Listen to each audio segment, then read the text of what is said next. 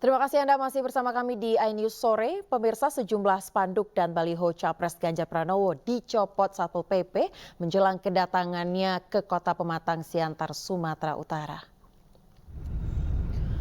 Warga sempat merekam video saat sejumlah anggota Satpol PP mencopot spanduk dan baliho Capres Ganjar Pranowo.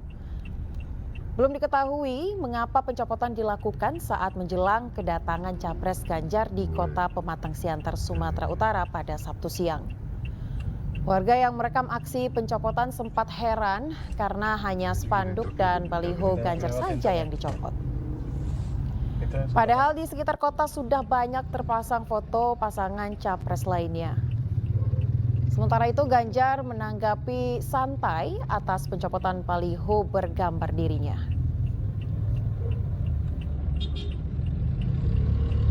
Pak, baliho Bapak Dicopot, Pak. Pak di center Pak, baliho Bapak dicopot sebelum kedatangan ini. Siapa yang nyapa?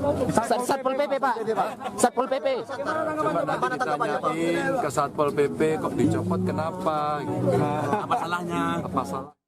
Hanya baliho Ganjar Ketua. Ya, hanya baliho Ganjar yang kita lihat seperti yang rame di media sosial saat ini, bahwa adapun alat peraga capres lain tidak diturunkan.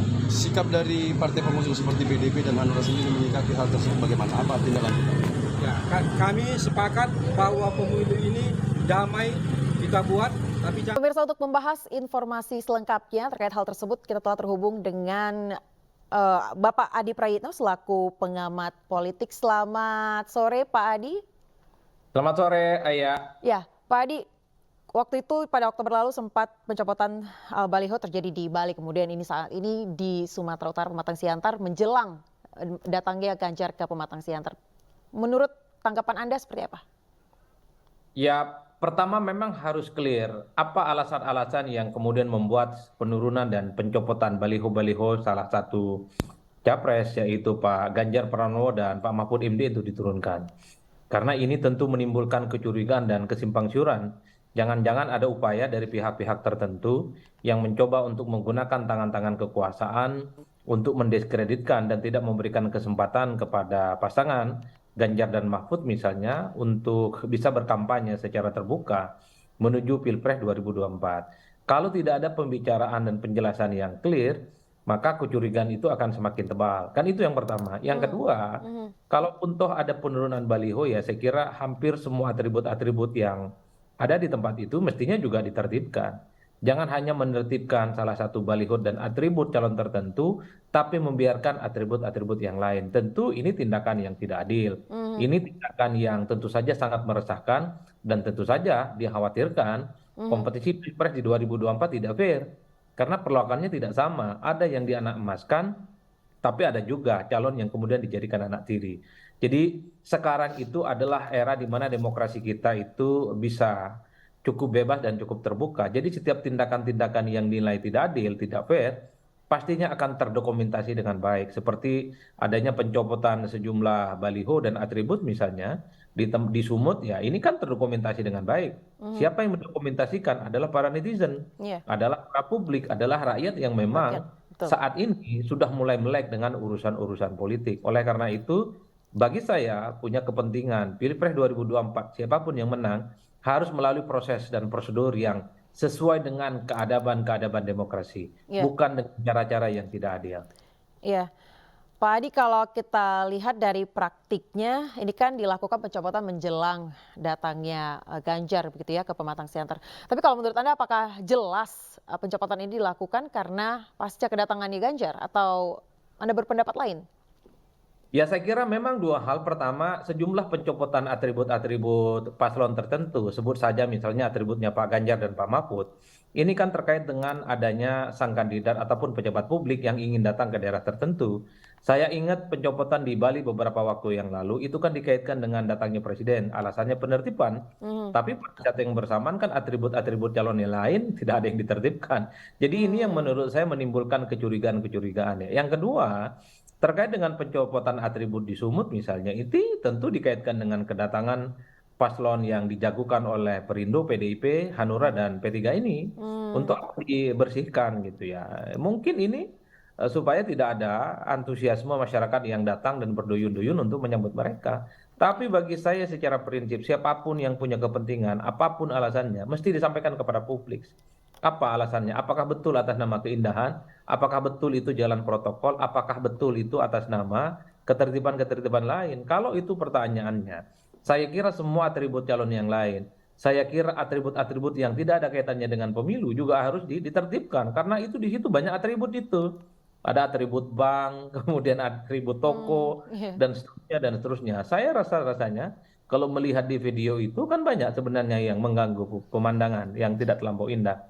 Jadi oleh karena itu bagi saya mari kita sambut pemilu 2024 itu dengan gegap gembita, dengan terbuka, dan tentu saja dengan riang gembira. Jangan Iya. sampai ada kesan mendiskreditkan salah satu calon tertentu dan membiarkan calon tertentu itu seakan-akan menjadi anak emas di negara ini.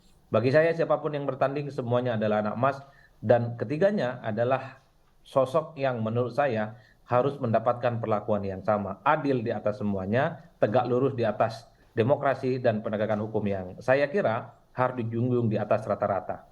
Ya, jadi tanggapan Anda Pak Adi terkait dengan tidak ada anak emas ya, semuanya harus bersikap adil. Nah, lagi-lagi kalau kita lihat yang melakukan pencopotan ini adalah aparat. Pak Adi, jika Anda melihat memang jika benar begitu ya ada praktek-praktek penyelenggara pemilu dan aparat ini tidak netral, seharusnya apa langkah dari tim pemenangan nasional Ganjar Mahfud ini yang harus dilakukan ke depannya? Nah, pertama memang harus mampu melayangkan protes ya. Kenapa itu dilakukan? Karena ini tidak bisa dibiarkan, karena kalau dibiarkan akan terjadi di tempat-tempat yang lain. Nah, yang kedua, Mbak, yang paling penting bahwa siapapun yang merusak atribut, menurunkan atribut secara paksa, pertama dosa kepada Tuhan yang Maha Kuasa dan Tuhan kepada rakyat. Mereka ini adalah aparatus-aparatus negara yang sumpah dan janjinya salah satunya kepada Tuhan, bahwa mereka itu mengabdi dan bekerja untuk bangsa dan negara ini, dan mereka disumpah di bawah kitab suci. Yang kedua, mereka kan juga menikmati ya uang negara dari sejumlah hal yang didapatkan dari rakyat, salah satunya dari pajak itu. Oleh karena itu bagi saya tak ada bagi cerita, tak ada apapun bahwa aparatus-aparatus negara itu punya tendensi untuk cawe-cawe, untuk miring-miring, mendiskreditkan salah satu calon dan kemudian menganakmaskan salah satu calon yang lainnya. Iya. Oleh karena itu tentu saya berharap ke depan kalau kita mengacu pada Undang-Undang Pemilu Nomor 7 2017 bahwa seluruh tim kampanye, tim pemenangan politik itu haram hukumnya melibatkan aparatus negara sebagai bagian dari kepentingan politik mereka. Tak boleh intervensi, tak boleh cawe-cawe, apalagi secara terbuka mendukung salah satu calon. Itu dosa bagi bangsa, itu dosa juga bagi Tuhan yang Maha Kuasa. Bagi saya, tentu saja TPN-nya Pak Ganjar dan Pak Mahfud harus ambil sikap yang tegas. Jadi pihak-pihak yang selama ini merugikan ya memang harus diproses sesuai dengan aturan-aturan yang berlaku. Bisa lapor ke Bawaslu ataupun bisa pihak-pihak yang bertanggung jawab. Iya, tapi Pak Adi sejauh ini efektifkah Anda melihat peran Bawaslu dan juga TNI Polri? Nah kan problemnya begini, sekarang itu belum memasuki masa kampanye, sekarang masih tahap sosialisasi. Iya. Jadi sebenarnya semua orang, semua tim sukses dan tim pemenangan yang merasa dirugikan dengan penurunan baliho, salah satunya timnya Pak Ganjar dan Pak Mahfud, ini tentu kebingungan. Bagaimana mungkin mereka mau melaporkan ke Bawaslu sementara saat ini Bawaslu itu tidak punya kewenangan untuk menindak hal-hal yang di luar kebatasan mereka. Kecuali nanti kalau sudah memasuki masa kampanye di bulan November kalau tidak salah, tanggal 20 ke atas, semua hal yang terkait dengan pelanggaran kampanye itu bisa menjadi tindakan pidana. Satu, ya, mengambil ataupun menghilangkan atribut salah satu paslon itu bisa menjadi pelanggaran pemilu yang cukup serius. Itu bisa menjadi tindakan pidana dan itu bisa diproses ya, baik di Bawaslu ataupun di pihak yang berwajib. Tapi saat ini ketika belum ada masa kampanye, saya kira siapapun tim pemenangannya agak kesulitan. Itu sebagai sebuah tindakan-tindakan yang melanggar hukum. Oleh karena itu, satu-satunya cara adalah menempuh jalur yang pertama ya mereka harus diteliti siapa sebenarnya yang melakukan ini dan atas apa dasarnya. Apakah mereka bekerja atas sesuai hukum atau hanya untuk bekerja untuk kepentingan politik tertentu. Kepentingan saya tentu saja siapapun calonnya, siapapun capresnya, kalau balihonya, atributnya itu diturunkan tanpa alasan apapun, entah itu jagoannya yang dimiliki oleh teman-teman PDI, Perindo dan seterusnya itu seperti Pak Ganjar, entah itu adalah Pak Prabowo Subianto, entah itu Anies Baswedan, ya memang harus dilaporkan. Ini tidak bisa dibiarkan, Mbak. Baik, berarti jelas sekali bahwa netralitas dan juga perlakuan adil terhadap paslon manapun ini harus dilakukan di Pilpres 2024 ini ya Mas Pak Adi ya? Persis, dan itu tidak bisa ditawar. Baik, Berlaku adil kepada semua calon. Kalau ada salah satu atribut itu calon, maka atribut calon yang lainnya mestinya ditertibkan. Ingat Mbak, atribut ini bukan soal bagaimana alat peraga kampanye. Baik. Ini bukan soal bagaimana membangun demokrasi yang sehat. Atribut itu ada harganya. Baik kalau begitu jelas membutuhkan sekali. dana yang nggak sedikit. Baik, jelas sekali penjelasan Anda Pak Adi Praditno. Terima kasih banyak atas waktunya dalam kesempatan hadir di iNews Sore pada hari ini. Kita akan berbincang kembali di kesempatan berikutnya Pak Adi. Terima kasih, salam sehat. Ya pemirsa, jelang pemilu 2024 elektabilitas Partai Perindo terus mengalami kenaikan. Elektabilitas Partai Perindo berhasil melewati ambang batas parlemen.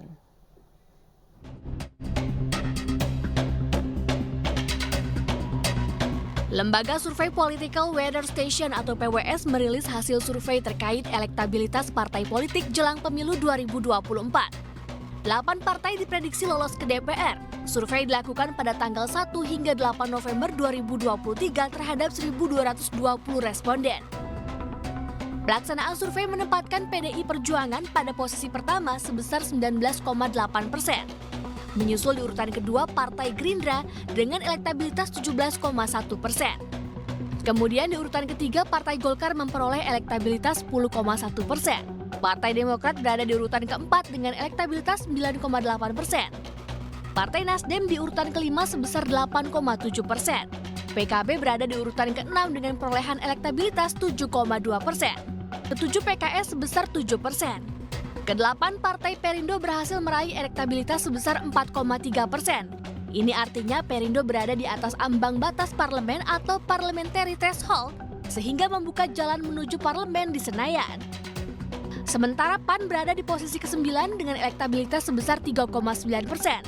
Ke-10 P3 sebesar 2,9%.